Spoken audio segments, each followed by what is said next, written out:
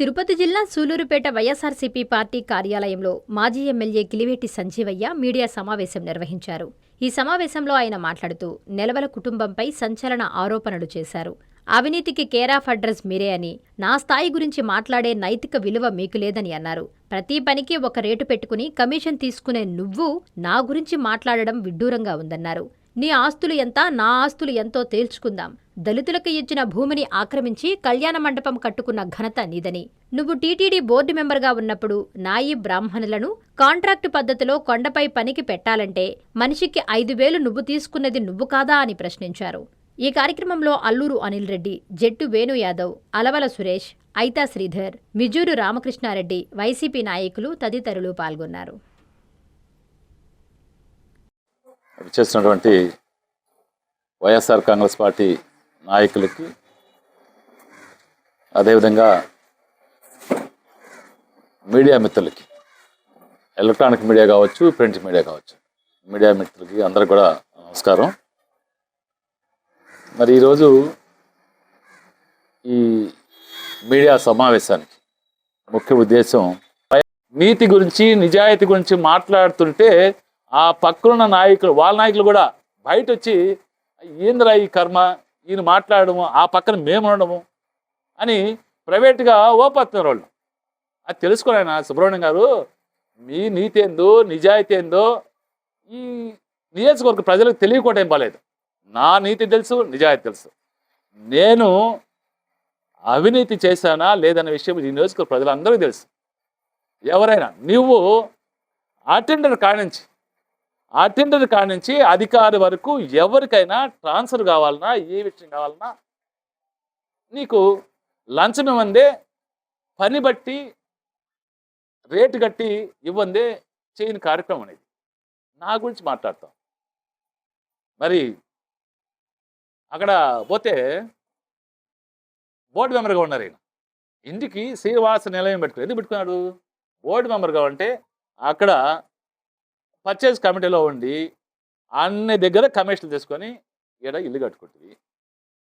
ఇంకొక విషయం ఏంటంటే, మరీ దారుణమైన విషయం, బోర్డు మెంబర్గా ఉంటే ఎవరో మా ఆన్లైన్ లాంటి వాళ్ళు అనా మాకు తెలిసిన అబ్బాయి ఆడ క్షవర్ వృత్తి చేస్తాడు, కొద్దిగా ఆడ పెట్టించు కాంట్రాక్ట్ బెస్ట్ అంటే వాడి దగ్గర 5,000 రూపాయలు నాయి బ్రాహ్మణులు ఆడ గుండు గీసేదానికి, కొండపైన గుండు గీసేదానికి టెంపరీగా పెట్టడానికి పంపిస్తే 5,000 రూపాయలు తీసుకొని వాడిని ఆడబెట్టించారు, అతన్ని ఆడబెట్టించారు. ఇంతకన్నా నీతి మాలిన వ్యవహారం ఇంకోటి ఉంటుందా? నీకు నిజంగా శ్రీనివాస నిలయం పెట్టుకున్నావు, నామం పెట్టుకొని సంవత్సరం కొండపైకి ఎక్కుతావు, నీకు వెంకటేశ్వర స్వామి మీద భక్తి భయం ఉంటే, చెంగాళమ్మ అమ్మవారి మీద భక్తి భయం ఉంటే ఏడకైనా రా, ప్రమాణం చేస్తాను. నేను ఈ చెప్పిన విషయాలు నేను చేయలేదని నువ్వు ప్రమాణం చేయగలవా? చేయలేదని ప్రమాణం చేయగలవా? నువ్వయ్యా మాట్లాడు, నీతి గురించి నువ్వు మాట్లాడి. నన్ను అంటాడు ఆయన, సంజీవయ్య నీతి గురించి మాట్లాడితే దెయ్యాలు వేదాలు వెళ్ళి ఇచ్చి ఉంటుంది. సంజీవయ్య నిజాయితీపరుడు, నేను ఈ గుండె మీద చేసుకుని చెప్పగలను, నువ్వు చెప్పగలవా? నేను గుండె మీద నీతిగా ఉన్నాను, నిజాయితీగా ఉన్నాను చెప్పగలను నేను, నువ్వు చెప్పగలవా? నువ్వు చెప్పగలవా? చెప్పలేవు. ఎందుకంటే నీ బ్రతికే అవినీతిమయం. ఈరోజు నీకు వచ్చిన ఆస్తిపాస్తులు నీకేమి నేను చెప్పా. ఇప్పుడు నేను నా స్థాయి ఎట్ట పెరుగుతుందో నేను చెప్పా. ఈరోజు నీకు దమ్ము ధైర్యం అంటే 5 మంది నీ ఇష్టం పెట్టు, నీ ఇష్టం, నా పెట్టు, ఎవరినైనా సరే. ఒక అధికారులను పెడతావా లేకుంటే న్యూట్రల్గా ఉన్న వ్యక్తి పెట్టు. నీ ఆస్తిపాస్తులు, నా ఆస్తిపాస్తులు, నేను ఎమ్మెల్యే కాకముందు నేను సంపాదించుకుంటా. అది కూడా ఉద్యోగంలో అయినా కూడా సరే అవినీతి పని చేసి నేను సంపాదించుకుంటా, దానికి కూడా నేను కట్టుబడి ఉంటా. అది కూడా ఒప్పుకోను. నేను నీతిగా సంపాదించిన ఆస్తి దాన్ని కూడా నీకు జల్తాం. నీ నీతి ఏదో చూద్దాం, దాన్ని చూద్దాం. 10% ఇస్తాంట కోట్లు ఉన్నాయి. మాట మీద కట్టుబడి ఉన్నావా? దానికే చేద్దాం, దానికి కూడా సిద్ధమే. మరి ఇంత అవినీతి చేసి, ఇంత అక్రమాలు చేసి మరి నన్ను మాట్లాడతారు. మరి శాండ్ రీచ్ విషయం ఒకటి చెప్పాను నేను. శాండ్ రీచ్, కలవకూరులో ఉన్న శాండ్ రీచ్ విషయం మాట్లాడితే ఏదేదో మాట్లాడారు. సరే మా సత్యనారాయణ గారిని ఇంట్లోంచి లేకపోయినాను, ఇంజర్ బతులు లేపుకున్నాను, మరి మా నాయకులు లేపుకొని కూడా పోయి ఉంటారు కూడా, అది పక్కన పెడదాం. ఓకే, లేకపోయి ఉండొచ్చు కూడా. కానీ నేను అడిగింది ఒకటి, ఆ శాండ్ రీచ్ అనేది మీ బినామీ అని చెప్పా, మీ అల్లుడు బినామీ అని చెప్పా. దాన్ని మీరు ఆయన ప్రెస్ మీట్ మీరు విన్నారు కదా, ఇప్పుడు మళ్ళీ పోయిన తర్వాత ఆయన ప్రెస్ మీట్ పూర్తిగా వినండి. దానిలోనే తను ఒప్పుకున్నాడా లేదా, బినామీ అని ఒప్పుకోవడం, ఇండైరెక్ట్గా బినామీ అని ఒప్పుకున్నాడు. ఎందుకంటే ఆ ప్రెస్ మీట్లో వాళ్ళ నాయకులు కూడా అందరూ కూర్చున్నారు కదా, మరి నేను బినామీ అని చెప్పుకున్నా. ఆయన ఏం చెప్పాడంటే నాకు సంబంధం లేదు, మాకేమి దానికి ఆ రీచ్ ఒక ప్రైవేట్ వాళ్ళకి వచ్చింది, ఆ రీచ్ ప్రైవేట్ వాళ్ళకి వస్తే రైతులు అడ్డుపడ్డారు, శాండ్ ఎత్తనీయకుండా వాళ్ళకి ఇబ్బంది అని. రైతులు అడ్డుపడితే ఆ కాంట్రాక్ట్ నా దగ్గరికి వచ్చాడు, నేను రైతుల్ని పిలిపించి మీరు కూడా తోలుకోండి, వాళ్ళు కూడా తోలుకుంటారని చెప్పినానండి. ఈ స్వభావం అది కాదు నాయన, అది వాస్తవం. రైతులు అడ్డుపడింది వాస్తవం, కాంట్రాక్టర్కి రీచ్ ఇచ్చింది వాస్తవం, రైతులు అడ్డుపడింది వాస్తవం. అయ్యా మాకు ఇక్కడ ఇసుకెత్తేస్తే మా పొలాలకు ఉన్నట్టు బోర్లు ఎండిపోతాయి, నీళ్ళు ఇబ్బంది అవుతుంది, ఇక్కడ రీచ్ ఎత్తే డౌన్ స్ట్రీమ్ సైడ్ ఎత్తేదానికి లేదు అని వాళ్ళు అడ్డుపడితే వాళ్ళని పిలిచి భయపెట్టి మీరు ఆడకపోతే కేసులు పెడతామని వాళ్ళని భయపెట్టావు.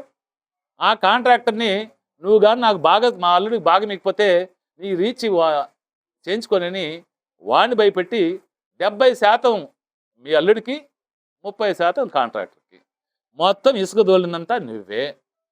దాన్ని నువ్వే చెప్పావు. రైతుల్ని నేను రైతులు దొరకమనంట, కాంట్రాక్ట్ దొరకమనంట. ఇదేమన్నా ఉందా? నీ దగ్గరికి ఏ మధ్యస్థం వచ్చినా కమిషన్ లేనిదే నువ్వు చేయవు అన్న విషయం అందరూ తెలుసు. దాన్ని కూడా నువ్వే తీసుకువేస్తావని తెలుసు అందరికీ. నీ అల్లుడిని పెట్టి నువ్వు ఈ రేషన్ బియ్యం వ్యాపారం చేస్తుంది వాస్తవం కదా. నేను చెప్పా. మరి సృష్టి లేఅవుట్లో ఎస్ఐ గారు ఇల్లుంటే ఆ ఇంటి ముందు పక్క పరిసర ప్రాంతాలనే విచ్చలవిడిగా ఇది జరుగుతూ ఉందంటే మరి ఎందుకు గమనించారు అధికారులు? అదే ప్రైవేట్ వాడు చేస్తుంటే పట్టుకుంటారు. ఎమ్మెల్యే భర్త చేస్తున్నాడు కాబట్టి పట్టుకోలే గమనించారు. అదేమంటే ఎమ్మెల్యే గారు అంటారు మీరు అధికారులు చెప్పండి పట్టుకుంటారు. అధికారులు ఎవడన్నా అధికారులు బయట వాళ్ళు ఎవరైనా చేస్తామంటే అధికారులు మేమైనా కంప్లైంట్ చేసినా పట్టుకుంటారు, ఒక కేసు వదిలినా ఒక కేసు పట్టుకుంటారు, ఎడ్ చేస్తారు. వ్యాపారం చేస్తుంది మీరే కదా, ఇసుక అమ్ముతుంది మీరే కదా, గ్రావులు అమ్ముతుంది మీరే కదా, మట్టి అమ్ముతుంది మీరే కదా, బియ్యం అమ్ముతుంది మీరే కదా. మిమ్మల్ని అధికారులు ఎవరు పట్టుకుంటారు? అధికారులు ఏ విధంగా మిమ్మల్ని కట్టడి చేయగలరు? మీరు ఇప్పుడు కంచె చేనిమేస్తే ఎవరు కాపాడగలరు? చేసేదే మీరు. దానికి సమాధానం అయితే మళ్ళీ ఇంకేదో మాట్లాడు. నేను అడిగాను సమాధానం చెప్పరు, నేను చెప్పు ఇంకొకటి మాట్లాడతారు. గ్రావెల్ రోడ్లు పోయినాయి అంటున్నాం, వాస్తవం. మీరు చూడండి ఎంత గ్రావెల్. ఇదో కూడా ఉండే వాళ్ళు మాట్లాడతారు మేము మైనింగ్ ఛార్జెస్ కట్ తీసుకోండి. ఎక్కడ ఉన్నాయా మైనింగ్? ఎక్కడ మీ ఎవరికి ఉన్నాయి మైనింగ్? ఎక్కడ గ్రావెల్ రీచెస్ ఏడన్నా చెప్పాలండి? గ్రావెల్స్ ఎక్కడున్నాయి? విచ్చలు విడిగా తోలుతాం లేదా? మీకు తెలియదా? అధికారులు కన్నెత్తి చూస్తున్నారా? అధికారులు కన్నెత్తి చూసే పరిస్థితి ఉందా? లేదే. అధికారులు కన్నెత్తి చూసే పరిస్థితి లేదు. ఎందుకంటే మీరు మీ వ్యాపారం చేస్తుంది ఎలా చేస్తున్నారు? విశ్వసాయి ఎడ్యుకేషనల్ సొసైటీ వారి Vishwasai JEE topper programme NIT లేదా ఐఐటిలో సీట్ సాధించడమే మీ లక్ష్యమైతే ఆ లక్ష్యాన్ని మీకు మరింత చేరువ చేస్తుంది Viswasai JEE stars elite batch. The salient features of JEE stars elite batch. కేవలం 36 మంది విద్యార్థులు కలిగిన లిమిటెడ్ బ్యాచ్ ద్వారా ప్రతి విద్యార్థి మీద ప్రత్యేకమైన శ్రద్ధ.